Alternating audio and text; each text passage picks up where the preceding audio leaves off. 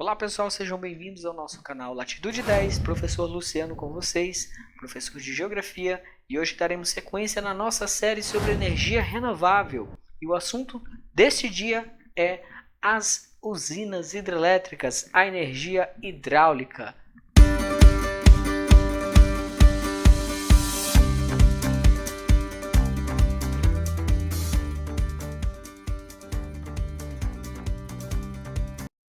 Pessoal, aquele recadinho rápido antes da gente iniciar. Se você ainda não é inscrito no canal, por favor inscreva-se, que isso vai contribuir muito para que a gente possa continuar o nosso trabalho aqui. Tá? E o assunto de hoje, como vocês já sabem, usinas hidrelétricas. Vamos falar sobre energia hidráulica, né? A energia elétrica através dos rios. E para entender como funcionam as hidrelétricas no Brasil, a gente precisa voltar um pouco no tempo.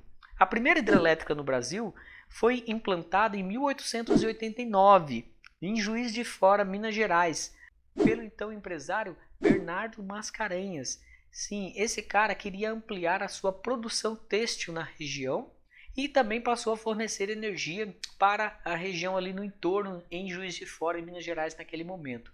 Ele foi o primeiro a criar, né, uma usina hidrelétrica no Brasil, já que em meados ainda de 1880 foi a primeira usina hidrelétrica criada, foi na Inglaterra, isso mesmo. Então, pouco tempo depois da sua criação, já chegou aqui para nós no Brasil.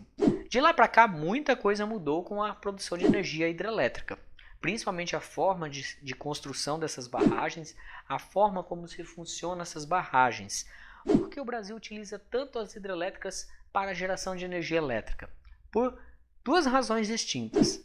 Nós temos um clima favorável, um país grande parte tropicalizado, ou seja, nós temos um período muito extenso de chuvas, e isso faz com que os nossos rios tenham um comportamento aí bem interessante para essa geração de energia, já que nós temos grandes rios dentro de nosso território, principalmente na bacia amazônica e na bacia do São Francisco, na bacia do Paraná e assim por diante. Outro fator, relevo. Nós temos dentro do nosso território brasileiro os planaltos, né? Os nossos rios, em grande parte, são rios planálticos, exceção da Amazônia, é claro, mas nas bordas da floresta amazônica nós encontramos aí também os planaltos, por onde esses rios nascem ou percorrem até um certo momento até chegar à planície amazônica. E por isso nós temos essas condições favoráveis e o Brasil utiliza muito bem para a geração de energia elétrica. E qual foi o contexto dessa explosão de usinas hidrelétricas no Brasil? As usinas hidrelétricas brasileiras, elas estão diretamente ligadas ao nosso processo de industrialização recente e urbanização. Sim, porque com a industrialização nós tivemos aí um processo acelerado de urbanização, um crescimento econômico muito rápido nas décadas de 1960, 70, né? E esse processo ele vem acompanhado de maior consumo energético. Os governos naquele momento precisavam dar uma resposta também, né? O Estado precisava agir para que tivesse energia, para que o setor privado investisse em indústria, que era o que se buscava naquele momento da história. Mas para isso, os investimentos tinham que ser vultuosos, grandes investimentos para a construção dessas barragens, que é o caso de Itaipu, construída no Rio Paraná, em parceria com o Paraguai, a Itaipu Binacional. O Brasil constrói no contexto da ditadura militar, quando estávamos aí experimentando um crescimento econômico de 2 dígitos. Era um crescimento econômico muito interessante naquele período. Como toda fonte energética, nós temos as vantagens e as desvantagens dessas usinas hidrelétricas. Quais são as vantagens das usinas hidrelétricas? As vantagens estão no baixo custo energético, já que a água não tem custo algum para passar pelas turbinas. Eu tenho um alto custo ali na implantação da barragem, mas essa barragem vai funcionar ali por 20, 30, 40, 50, 60, 70 anos. Né? Então vamos ter uma vida útil muito longa e esse custo de implantação ele vai, né, se atenuando ao longo do tempo. Outra vantagem é que, justamente por ser a água, é renovável. Os defensores das hidrelétricas afirmam que as mesmas não emitem poluentes, né? Por isso elas seriam consideradas fontes de energia limpas. Porém, no processo de alagamento, né, dos reservatórios, nós vamos ter aí que florestas e vegetação são inundadas, e isso faz sim gerar gases como o metano e o dióxido de carbono na atmosfera. e, portanto, essas usinas podem ser aí muito prejudiciais, até mesmo a questão de gases de efeito estufa. Existem estudos sobre as hidrelétricas de Balbina no Amazonas e Samuel em Rondônia que afirmam que as mesmas emitem uma quantidade muito grande de dióxido de carbono na atmosfera por causa da floresta que foi inundada no período de suas construções. Justamente naquele período dos governos militares, não houve a retirada da floresta, da vegetação, a supressão da vegetação para inundar esses lagos, para formar esses lagos. E essa floresta acabou inundada, permaneceu inundada e gerando então no seu processo ali de decomposição embaixo da água esses gases poluentes. Dentro das desvantagens que nós podemos citar, fora essa que já falamos da questão de emissão de gases, porque sim, existe essa emissão de gases, nós temos a supressão da vegetação para formar-se os lagos, nós temos a perda de habitat, de animais e plantas, nós temos também a situação do assoreamento dos rios, isso mesmo, a queda das barrancas dos rios e acaba gerando um assoreamento. Em Porto Velho, por exemplo, na orla do Rio Madeira, já na cidade de Porto Velho, que fica a 2 km da hidrelétrica de Santo Antônio, muros de contenção com rochas e pedregulhos precisaram ser feitos para evitar que o rio avançasse sobre as casas e edifícios ali próximos. Ou seja, um impacto é uma condição natural que o Rio Madeira já tem de arrancar suas barrancas, era uma condição totalmente natural, o rio sempre fez isso, só que com as hidrelétricas esse processo acabou se intensificando justamente ali na cidade de Porto Velho. Temos também os impactos relacionados à extinção de espécies de peixes, já que os barramentos impedem que esses animais subam o rio na Piracema, numa condição natural.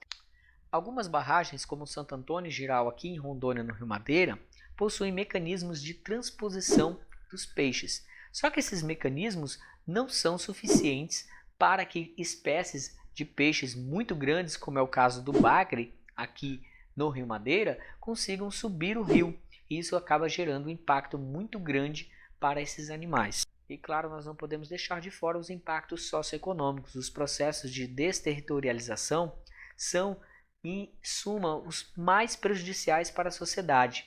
Dentre também a questão dos impactos dentro dos meios urbanos próximos a essas usinas, como por exemplo o inchaço urbano, visto nas cidades de Altamira, no Pará, na construção de Belo Monte, por exemplo, e de Porto Velho, em Rondônia.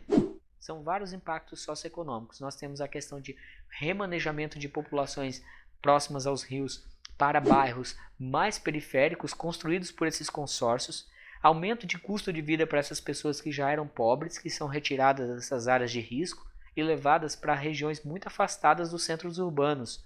E geralmente essas áreas sofrem um processo de periferização pobre e com construções de casas, pavimentação asfálticas, creches muito mal planejadas, ou para não dizer melhor, fora da realidade dessas pessoas. E essas pessoas acabam não se fixando nessas moradias e abandonam esses locais, retornando para as áreas de risco na qual eles foram retirados anteriormente. Isso é muito comum de se observar em municípios próximos à construção de barragens hidrelétricas. Se tratando das usinas hidrelétricas brasileiras, podemos observar que a concentração, a densidade de usinas no Brasil está justamente nas regiões Nordeste, Sul e Sudeste, principalmente o Sudeste brasileiro, onde nós temos aí o maior quantitativo de população, maior quantitativo de indústrias, a região como Milton Santos chama de região concentrada, essa região de inúmeros investimentos,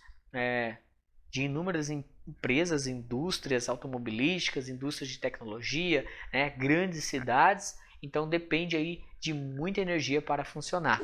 Na atualidade temos percebido que as usinas hidrelétricas tendem a se localizar neste momento na Amazônia.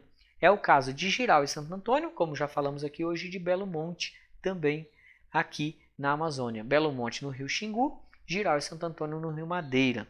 Mas por que esse processo dessas usinas vindo para a Amazônia, esses investimentos hidrelétricos vindo para a Amazônia? Nós temos várias situações.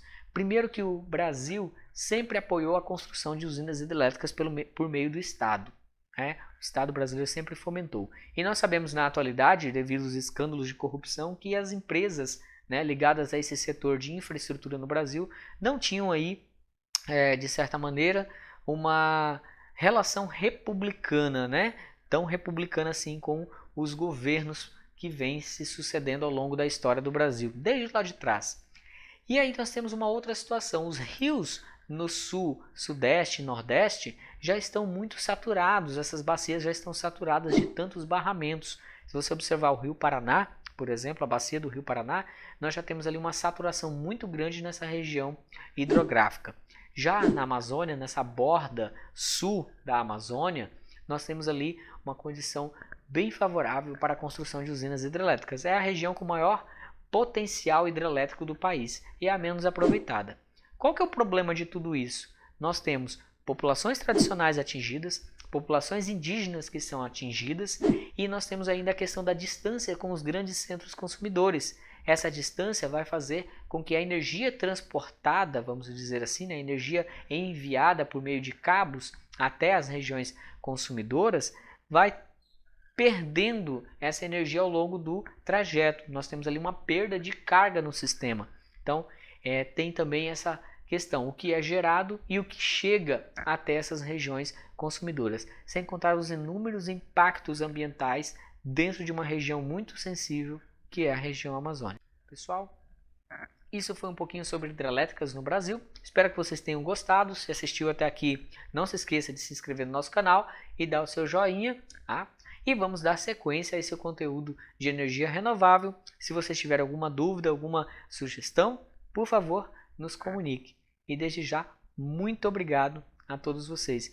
E um abraço muito especial para os meus queridos estudantes da escola Alejandro, né? Os meninos que estão acompanhando as nossas aulas aí, afinco, que estão nos dando muito apoio, muita parceria aí com o nosso trabalho. Muito obrigado.